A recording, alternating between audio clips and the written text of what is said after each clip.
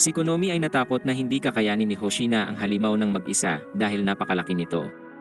Nakararamdam pa rin ng matinding sakit si Kafka at alam niyang nasa panganib si Hoshina.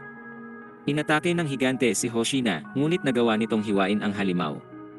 Hiniwa niya ito ng ilang beses at napasigaw ang halimaw, pero sinabi nitong ang bilis ni Hoshina ay hindi siya maliligtas. Halos masaksak ni Hoshina ang mata nito't namangha si Konoming nagagawa pa rin niyang labanan ang halimaw matapos magbago. Napakabilis ni Hoshina, ngunit hindi tumatagos ang kanyang sandat at iyon ang dahilan kung bakit ayaw niya sa higanteng kaiju. Nagpasya si Hoshinang gamitin ang kanyang bilis upang makarating sa core ng halimaw sa likod nito, ngunit bigla siyang huminto. Umubo si Hoshina ng dugot, sinabi ng suit na siya ay sobrang init na. Inirekomenda nitong kanselahin agad ang kanyang maximum release, at sinabi ni Konoming 10 minuto na mula ng kanyang maximum release. Nagmakaawa siyang patayin ito, pero abala si Hoshinang umiwas sa atake. Napagtanto ni Hoshinang may 1 minuto na lang siya't nagulat dahil nagsi-self-destruct ang mga lumilipad na kaiju para atakihin siya.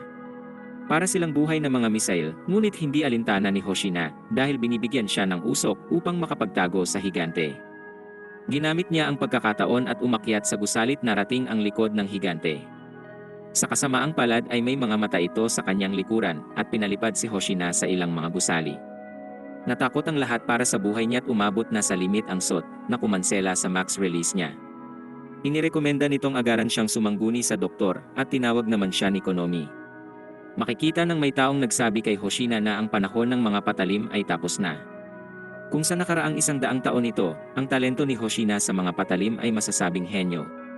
Itinuturing ng mas mahusay ang ibang armas ngayon, kaya sinabi kay Hoshinang isuko na ang pagsali sa Defense Force. Patuloy sa pagtawag si Konomi, kaya sinabi ni Hoshinang huwag mag-alala. Ang higanteng kaiju ay parang truck, ngunit ang kalasag ni Hoshina ay nakamax. Wala na siyang maximum release ngayon, kaya hindi na rin niya alam ang gagawin. Nag-aalala siya para sa lahat, ngunit sinabihan siyang sinisimulan na nilang mapabaliktad ang laban sa Yoju. Si Hoshina ay natuwa sa narinig at nagpa siyang kailangan niyang lumaban hanggang sa dulo. Nagmakaawa si Konomi rito, ngunit huli na. Umiwas si Hoshina sa atake at gumamit ng teknik upang hiwain ang halimaw, ngunit nag-regen ito. Tinamaan si Hoshina at bigla na naman niyang naisip ang nakaraan. Sinabihan siyang mababa ang kanyang unleashed combat power sa baril at hindi ito sapat sa panahon nila ngayon. Kahit nang makapasok siya sa Defense Force ay pinapatigil rin siya. Naging mas madalas ang mga higanteng kaijut, pinaniniwala ang hindi niya kayang lumaban rito gamit lang ang kanyang mga patalim. Paulit-ulit niyang narinig ito sa buong buhay niya, ngunit si Mina lang ang natatanging taong nagsabi ng iba sa kanila. Inihanda niya ang sariling sasabihan siya ni Minang sumuko na, ngunit nagulat siya nang anyayahan siya nito sa grupo. Magkabaliktad sila dahil magaling lang siya sa mas maliliit na kaiju, at si Mina naman ay magaling lang sa mas malalaking kaiju.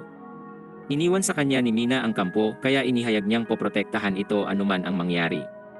Gumamit si Hoshina ng iba't ibang mga teknik at nagawang makapinsala ng malaki. Umabot siya sa ika-6 niyang teknik, ngunit natakot ang lahat nang mahawakan siya ng halimaw. Dumating si Kafka at natakot nang makitang nasa bingit na si Hoshina. Nagpasya si Kafka wala ng ibang opsyon, ngunit sigurado si Ichikawang kung mag-transform si Kafka ngayon ay di na siya makakatakas. Sinubukan ni Ichikawang pigilan si Kafka, ngunit nagpasya na itong mas mahalaga ang buhay ng mga kasama. Nagsimulang mag-transform si Kafka, ngunit huminto nang marinig nila ang boses ni Mina. Sinabi ni Hoshina sa higanteng siya ang panalo sa laban, at natamaan ito ng malaking atake. Ipinaliwanag ni Hoshinang siya ang vice captain, at trabaho niyang ipwesto ang target ni Mina. Inanunsyo ni Minang lilihis siya sa proseso, at naghanda siyang pasabugin ang higante gamit ang malaking sandata. Ang sunod niyang atake ay nakapinsala ng malaki, ngunit kailangan ni Minang umiwas sa lumilipad na kaiju. Mabilis nag-regen ang higante, kaya sinabi ni Hoshina kay Minang nasa likod ang core. Patuloy na lumalapit si Kafka, at napagtanto ni Hoshinang hindi ganoon kadaling talunin ang halimaw kahit pa si Mina ang humarap. Naglabas si Hoshina ng lakas na 63% at gumamit ng atake para limitahan ang galaw ng halimaw. Gusto ni Hoshinang padaliin ang target ni Mina, ngunit nagulat si Konoming kaya pa niyang lumaban dahil lampas na sa limitasyon ang kanyang SOT. Ang atake niya ay wala ng bisa dahil sa pag-regen ng halimaw, kaya napagtanto ni Hoshinang di sapat ang power output. Hindi niya alam ang gagawin, ngunit nagulat siya nang biglang lumitaw si Kikoru. Ginamit niya ang palakol, ngunit hindi sapat ang lakas niya para magasgas man lang ito. Pero nagulat si Kikoru nang sabihin ni Hoshinang magpatuloy lang. Hihiwain niya ang shell ng halimaw, kaya nais niyang tadtarin ito ang sugat. Ginawa nilang dalawa iyon at nagulat si Kikorong gumana ang plano. Si Kikoro ngayon ang sobrang init pero ayos lang dahil mahusay siyang nakatulong at nakaapekto sa galaw ng halimaw. Nakatama si Mina ng isa pang atake at ngayon ay nakalantad na ang core ng halimaw. Isa na lang ang bala ni Mina at dumating ang lahat upang magbigay ng suporta. Pinrotektahan siya ng mga ito at inutos ni Hoshi nang atakihin ng walang tigil ang halimaw para hindi makapag-regen. Lalong tumindi ang laban at sinagad ni Hoshi na ang sarili upang patuloy na atakihin ang halimaw. Halos bibigay na ang katawan ni Hoshina pero determinado siyang magbukas ng daan. Tumanggi siyang sumuko dahil alam niyang ito lang ang paraan upang makapag-iwan ng marka. Halos kainin na siya ng halimaw ngunit pinasalamatan siya ni Mina sa kanyang mahusay na trabaho at ipinahayag na tama siyang ginawang vice captain si Hoshina.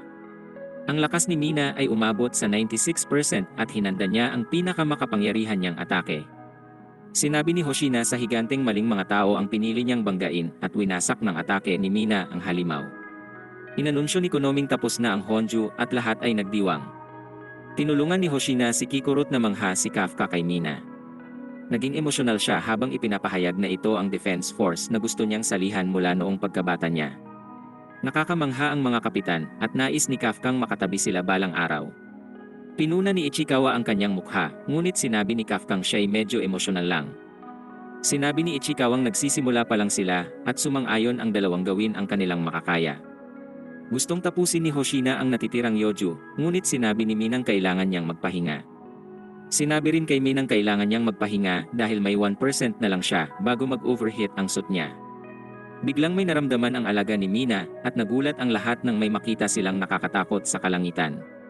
Mabilis naging malinaw na ito ang dahilan ng pag-ungol ng higante at inanunsyo ni Konoming tumataas ang power level ng bagay na iyon. Nagkukumpulan ang mga halimaw roon at lumilikha ng higanteng Yoju bomb.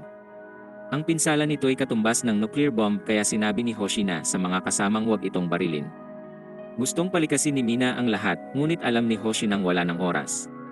Tinawag si Hoshina ng higante at sinabi nitong magtatapos ang kanilang laban na isang tabla.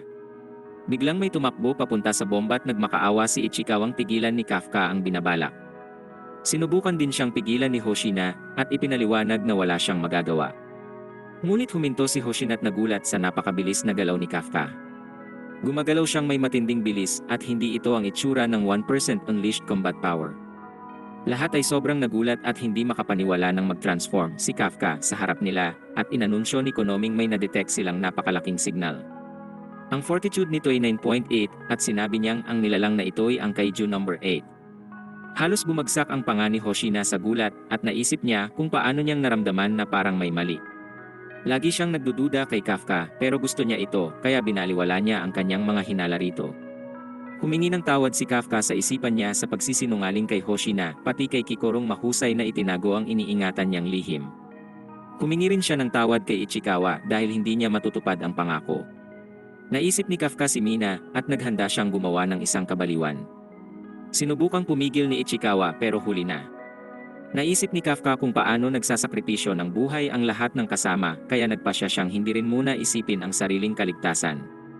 Pinalipad ni Kafka ang sarili sa langit at ipinahayag na bahagi rin siya ng Defense Force. Oras na para protektahan niya ang lahat kaya ginamit niya ang malakas na suntok laban sa higanteng bomba. Pinalipad nito ang bomba ng mataas sa kalangitan at bumagsak si Kafka sa lupa. Sinabi ni Minang gamitin ng lahat ang Max Shield at nagdulot ng napakalaking pagsabog ang bomba. Kahit na ilang milya ang taas nito, nagdulot pa rin ng matinding pinsala sa lupa ang shockwave ng pagsabog. Nanatili namang matatag si Kafka sa pagsabog upang maprotektahan ang mga kasama. Nagsimulang humupa ang lahat at napagtanto ni Kafkang talagang ginawa niya ito ngayon. Halos mawasak ang mga braso at binti niya at dineklara ni Kafkang masyado na talaga siyang matanda para sa ganoong mga bagay.